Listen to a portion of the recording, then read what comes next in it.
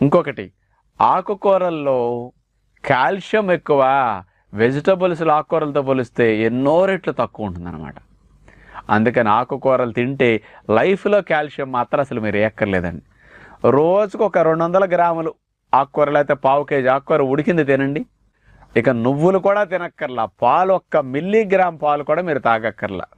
అంటే అంత కాల్షియం ఆకుల్లో ఉంటుందన్నమాట. అంటే మనం ఇన్నిటికీ విడివిడిగా డబ్బులు ఖర్చు పెడుతున్నాం. చూడండి, కంటి కోసం ఒకటి, మరి అలాగే కాల్షియం కోసం ఒకటి, ఐరన్ కోసం ఒక క్యాప్సూల్. మరి వాటికి పెట్టే డబ్బుల విషయానికి వస్తే మరి ఆకుకూరల్లో చూడండి, ₹1 ట్యాబ్లెట్ ఖర్చు లేకుండా అన్నీ ఒక దాంట్లో వచ్చేస్తాయి. అందుకని మన రోజుకు కావాల్సిన 450 మిల్లీగ్రామ్స్ పెద్దల కాల్షియం, పిల్లలకు 600 మిల్లీగ్రాములు, గర్భిణీలకి బాలంతలకు 900 మిల్లీగ్రాములు కావాలి. ఒక ఆకుకూర, ముఖ్యంగా తోటకూర, పొనగంటి కూర,